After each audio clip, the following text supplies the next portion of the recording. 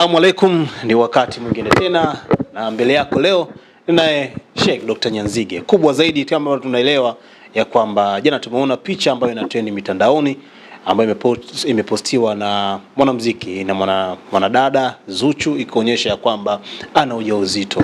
Nikaona leo tuje tuzungumze kwa Sheikh kwa sababu jambo la baraka, jambo la heri. Wanakuambia ndoa yoyote inapofungwa watu wanatarajia kuona mafanikio ambayo ni watoto. Leo ninaye Dr. Nyanzige, lakini pia ni mmoja kati ya madokta bingwa Tanzania wa mambo ya uzazi. Lakini hii tunayozungumzia pia linahusu uzazi. Sheikh, asalamu alaykum. Wa alaykum salaam wa rahmatullahi wa barakatuh. Mambo safi? Shukuru Allah, alhamdulillah. Na sasa hivi ukipita mitandaoni huko picha zinazosambaa huko ni za bibi Zuchu zikuonyesha mambo sio mabaya. Diamond kashafanya yake. Hiyo ni neema. Kwa hivyo kama waliweza wakafunga ndoa, maana yake wanatarajia familia. Yaani kama mtu hana matarajio na familia, hana haja ya kufunga ndoa, kwa sababu wanaweza wakaendelea wakaishi, wakakutana, lakini pale mtu anapotaka kujenga msingi wa maisha yake kwa ajili ya baadaye, lazima afunge ndoa, na kwa kuwa alifunga ndoa wakitarajia familia, basi Mungu amebariki. Kwa jambo la kheri. Kwa namna ambavyo unaiona Sheikh, tumeona mapokeo yamekuwa makubwa mno.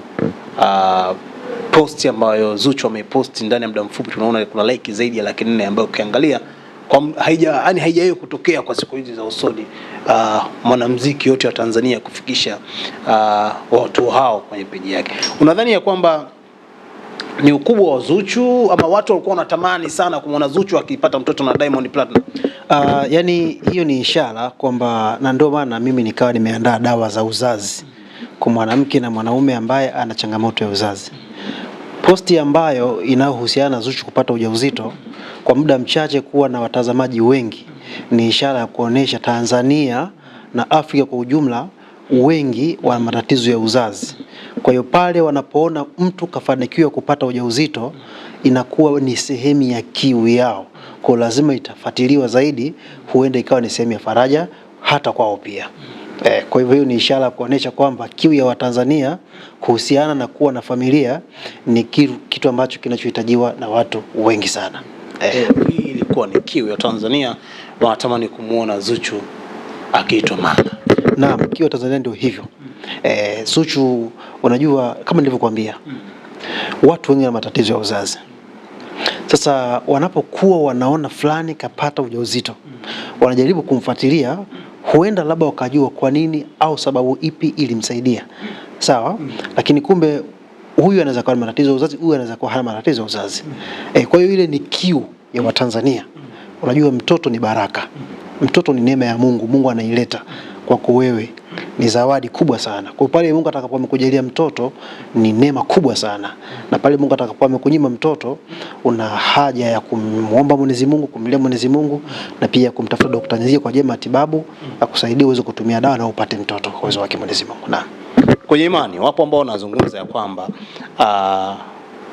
sio vizuri kuposti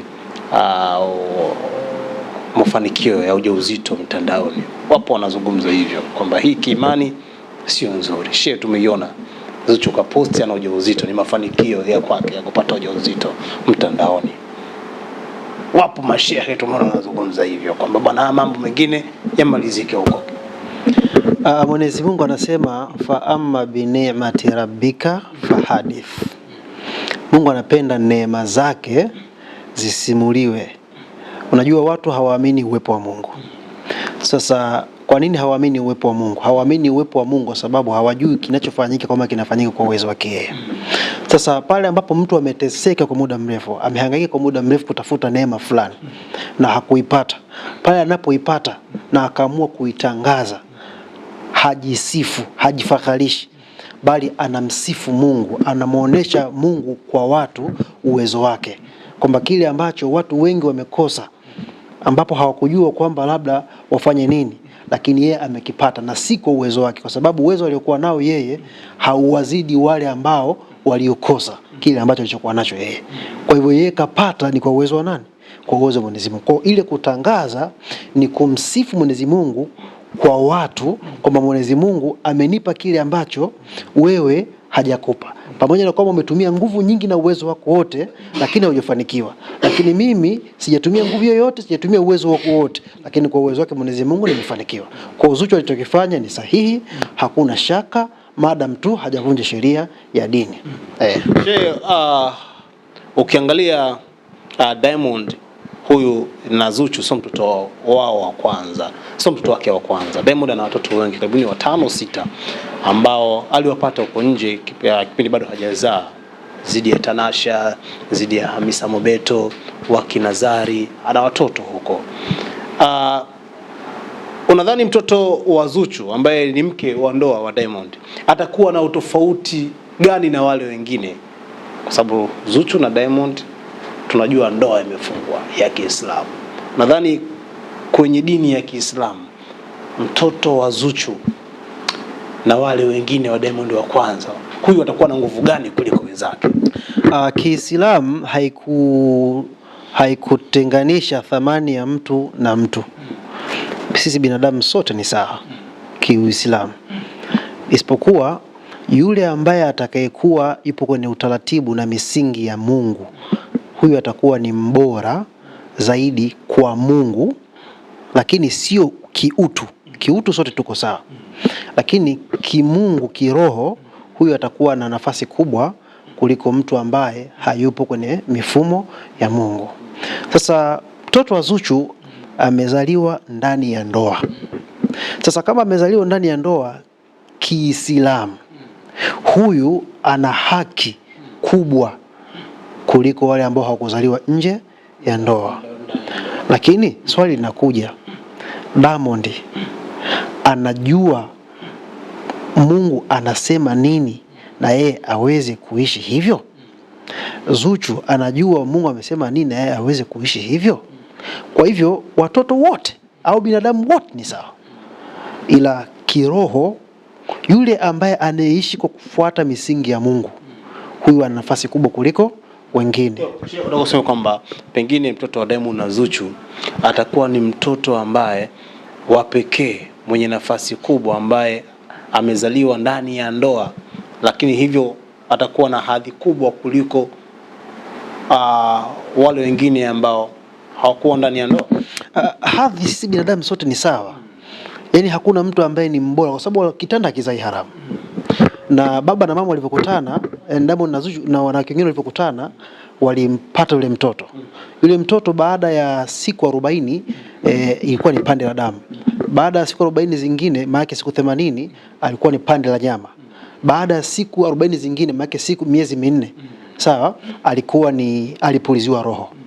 Sasa aliyepuliza roho ni Mwenyezi Mungu mwenyewe. Mungu ndiye alipeka roho, na ile roho ya Mwenyezi Mungu, ile roho ndio kitu chenye thamani zaidi.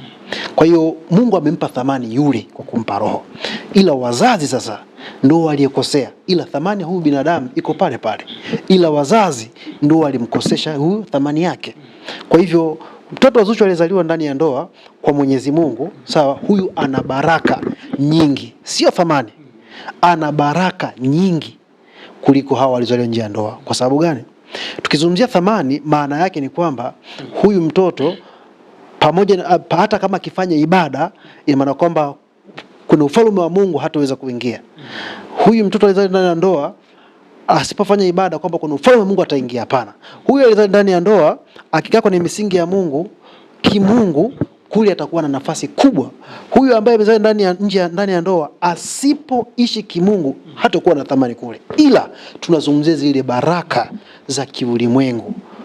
Utaratibu na sheria ya Kiislamu inasema huyu alizaliwa ndani ya ndoa atapata urithi, lakini alizaliwa nje ya ndoa hatapata urithi, kwa sababu si mtoto wa baba, atakuwa ni mtoto wa mama. Ila kithamani sote tuko sawa, ila yule aliyemzidi mwenzake kufuata mwongozo wa Mwenyezi Mungu, huyu ndio atakuwa ni bora zaidi kithamani, ila kibaraka watatofautiana.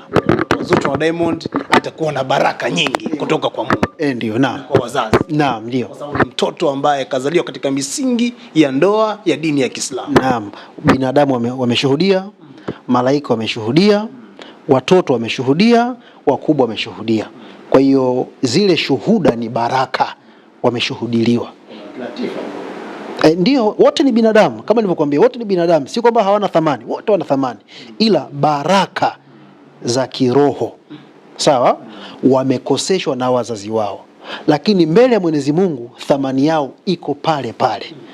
Kama watafuata misingi na sheria za Kiislamu, wakamcha Mwenyezi Mungu, haki ya kumcha, wote kwa Mwenyezi Mungu wana baraka kubwa, wana thamani kubwa sana, ila zile baraka za kiulimwengu wamekoseshwa na wazazi wao kwa mujibu wa dini ya Kiislamu, kwa sababu Uislamu unasema aliyezaliwa nje ya ndoa, huyu mtoto si wa mwanaume, ni mtoto wa mwanamke. Kwa hiyo haruhusiwi hata kurithi. Kwa hiyo huu urithi umekoseshwa na nani? Na wazazi wake. Umeelewa? Lakini kwenye mbele ya Mwenyezi Mungu sasa kule, huyu bado ana thamani kubwa zaidi, na inawezekana kuliko hata wewe ulizaliwa ndani ya ndoa, ikiwa atamcha Mwenyezi Mungu, atafuata sheria za Mwenyezi Mungu. Kumbe mama amenyooka kiasi hicho. Yako hivyo. Uislamu hauna makona. Hauna makona. Yaani makona unayaweka wewe. Kwa hamna kona. Yaani Uislamu hauna kipengele. Sasa hivi kila mtu anajua kwamba mrithi wa halali wa mali za Diamond ni mtoto ambaye kazaa na Zuchu. Kisheria ya Kiislamu. Kwa mujibu wa sheria ya Kiislamu, kwamba aliyezaliwa ndani ya ndoa, huyu ndio anayepasa kurithi. Kwa mujibu wa sheria ya Kiislamu. Unakwambia siji maana juzi kati tulikuwa tumeshaanza kusikia maneno shehe, kwamba siji Zuchu kabeba ujauzito ili mradi aweze kumiliki Diamond, aweze kulisi mali zake. Sasa shehe ndio unatuthibitishia kwamba kwa sababu mtoto wa Zuchu kazaliwa ndani ya ndoa, hakika kaabudiwa Mwenyezi Mungu, kaokopwa Mwenyezi Mungu, kwamba wameona kwamba kuzini kwa sababu hawana wanayemwogopa. Sawa? Kwa wamefunga ndoa ni amri ya Mwenyezi Mungu. Kwa hivyo kama wamefuata ule amri ya Mwenyezi Mungu, manake wamemwogopa Mwenyezi Mungu. Kwa tunachofurahi ni kwamba wao wamemwogopa Mwenyezi Mungu, sawa? Wakaamua kufuata kile alichokitaka Mwenyezi Mungu. Hichi ndicho ambacho tunachofurahia, na tunawaombea dua na Mwenyezi Mungu awabariki machafu yote wanayofanya, sijui nini na nini, yote waache. Alafu kisha wasimame kwenye haki, Mwenyezi Mungu atawabariki zaidi. Safi, tuitegemee kumilikiwa na mtoto wa Zuchu na Diamond. Hapo sasa sijajua hili. Sasa ile Wasafi mtoto ndani ya ndoa shehe. Wasafi ni taasisi, hauwezi kujua inamilikiwa na watu wangapi, kuna share za watu wangapi. Umeona? Inaweza kaa iko ndio bosi Diamond. Kazi wa Wasafi sasa hivi watakuwa wakimwona mtoto wa Zuchu wa Diamond leo watamuita boss. Mtoto wa boss ni boss. Sasa kwenye misingi ya kazi familia haihusiki. Ukishahusisha familia yako kwenye kazi, maana hiyo kazi haiwezi kaenda vizuri. Kwa hiyo kwamba ofisi ni ofisi, familia ni familia. Ofisi zote zilizokuwa kubwa, maana mwenye ofisi hakuingiza ufamilia. Kwa sababu ili uweze kuikuza na ofisi iweze kukua, inahitajika mchango wa watu tofauti. Na michango inakuja katika sura mbili. Kuna michango inayoendana na mawazo yako na ina faida kwako wewe, na kuna michango ambayo inapingana na mtazamo wako lakini pia bado ina faida na wewe. Unachotakiwa kufanya wewe ni kuangalia kile ambacho kina faida na wewe, haijalishi kinapingana na mawazo yako au hakipingani na mawazo yako. Sasa ukishaweza kuweka familia, maana yake utawataka wafanyakazi ambao wanaosimama na wewe kwenye kuiendesha kazi yako pia waweke nafasi ya familia yako, kuheshimu wewe, kugope wewe, wamheshimu mke wako na wamfuate mke wako. Kwa unakuwa umeweka uzito. Kwenye kidini tu, hii la mwisho tumalizie kidini, kati ya mtoto wa ndani ya ndoa na mama mzazi wa mume, nani anakuwa na nafasi kubwa ya kulisi mali ya baba ama ya mtoto wake au ya mwanao? Mtoto ana nafasi kubwa ya kurithi. Mtoto ana nafasi kubwa ya kurithi.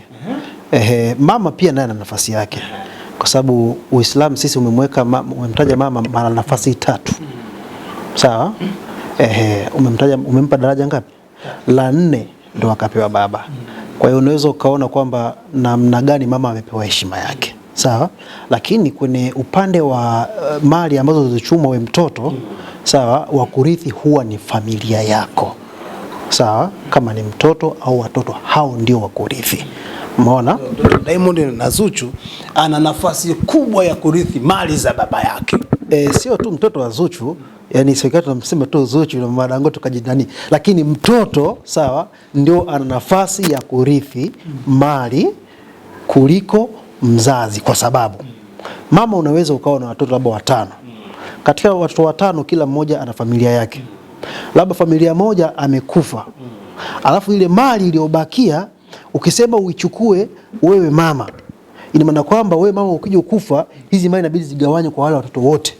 Kwa hiyo maana kwamba wale watoto umewadhulumu. Kile kilichochumwa na baba yao kimechukuliwa kiasi, pia wamegawiwa ndugu zake wengine. Sio mbaya, lakini kisheria inakuwa haijakaa sawa sawa. Lakini haimaanishi kwamba labda hawafai kupewa. Wanapewa na wana nafasi zao, wana viongo vyao. Lakini anayetakiwa kupewa nafasi ya mbele zaidi ni mtoto. Shukrani. Asante sana.